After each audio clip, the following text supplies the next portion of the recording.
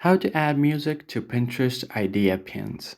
If you want to add music to your new Pinterest idea pins, first of all, open up your Pinterest application and you just need to make sure that you are logged into your account. Now, to create a new pin or upload a new pin, you're going to have to press on the plus icon at the center of your screen at the bottom. Now, from here, you can tap on pin. So from here, you could select any image that you want or the photo, any video as well.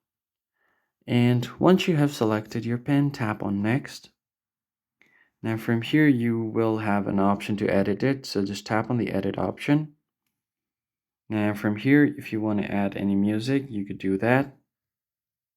Once you have selected your video, you'll find the music icon right at the bottom. So just tap on the music icon.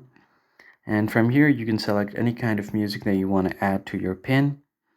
So go ahead and select any music from here and tap on the add option.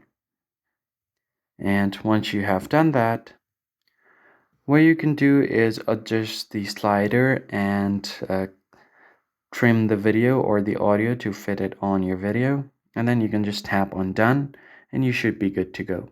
And that's how you easily add music to your Pinterest idea pins. If this was helpful, hit the like button below and subscribe, and I'll see you on the next one.